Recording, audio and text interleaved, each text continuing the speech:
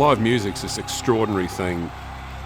It makes people happy. It's not just entertainment. It's a life. It's a rhythm. You know, everyone just needs live music. It's a balm. It's a medicine. It's so real. You can't create it in a vacuum. But when you get on stage and it's this beautiful relationship, that when it's at its finest, you're on top of the universe. The key part of music, particularly in Australia at the moment, is getting out and playing live. Going back to live is, I think, a critically socially important component of our being. For the community, I think it's extremely important to go out and sing and dance and just have an hour of fantasy. The thought of not having that for a long time was really scary. Well, this is my job, and these are the parameters, and the parameters have changed massively. Yeah.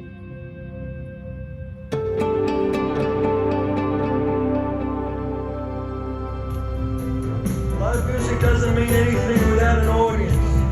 And so most importantly, it's you. I saw great strength and solidarity amongst my peers in the live music industry, and even though people are exhausted and I think they may feel defeated sometimes, I feel like they can really internally be very proud of the fact that there's been a lot of people pulling together in a way that's allowed us to get something off the ground and hopefully pick up the pieces and come back stronger. One of the things that we're working on at the moment is how to get international artists into Australia and New Zealand and around the region. Australia and New Zealand are in particularly fortunate positions. We're very lucky to have the external environment, I suppose, that concerts are allowed to operate in. But as fortunate as we are to be back to live, we're only touring domestic. For our industry as a whole, until we open up the borders and begin to have international tours come through, we still have a major issue in keeping it alive and fed and well. One of the success stories, if you like, was Russell Howard. Russell, maybe because he's slightly mad, agreed to go into hotel quarantine in New Zealand. Being in the hotel for 2 weeks, it feels a bit like you're in the dressing room for a fortnight. And the thought of doing the gig is what propels you through it. The audience are so vital because comedy is created with, not for. We turned 3 shows in New Zealand into about 19, I think, and he went all over the country without any challenges of movement or any reduced capacities. And then when we tried to bring him into Australia, it turned into a totally different logistical feat because he was briefly caught in one of the Auckland lockdowns. And so we had to intervene at the highest levels of government in Queensland and South Australia just to enable the producing of his shows. And then we'd get to these venues, or they'd tell us where we had to go to get tested. He had so many COVID tests that I feel for him, and he's certainly going to have a lot of material for his next comedy tour.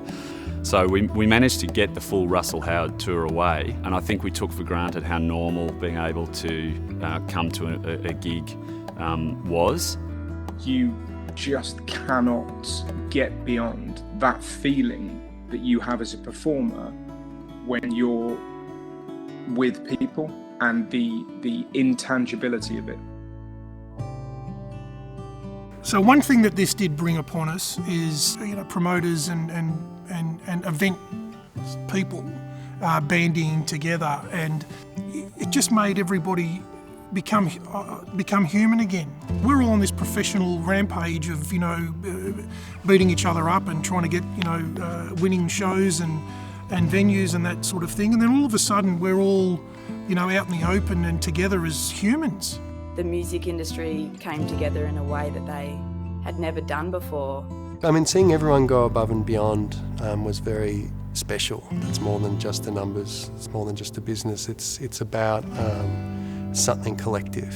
I and a lot of my muso mates are so grateful to promoters at the moment because they're doing such hard work to actually get festivals and shows on. It's like, thank you for providing a stage for us to play. It feels good living again. I didn't think I missed it. I hope that when people see us play and that they can look at an old queen like me and they can go, I bet that guy really enjoys it. Well, you know what?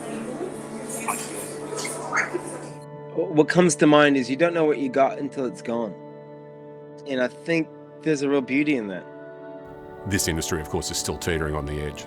You know, we still have fabulous theatres, like the one we're sitting in here now, that we can't fill. We're not allowed to fill. We're not allowed to put people in.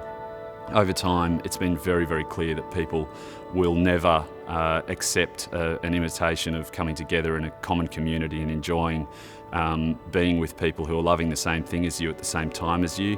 In a beautiful venue like this you see behind me, the Palais Theatre, you just can't replace that. People actually want to be there.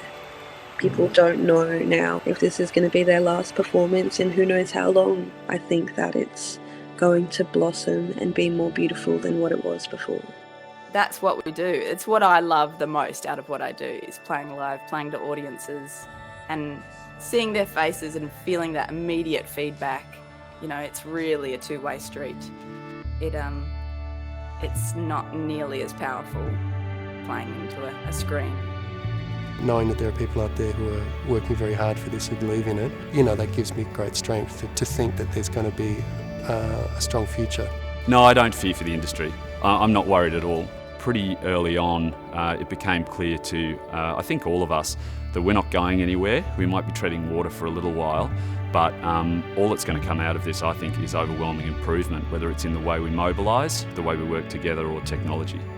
We really underestimate how much live performances is there for people to have ritual and corroboree and community and celebration. You know, that is the excuse to get together and cry and laugh and dance and wonder and celebrate. COVID isn't over, but know that there is a way that we can start to live a relatively normal life while we get to the end of the COVID era, and just remember what we had.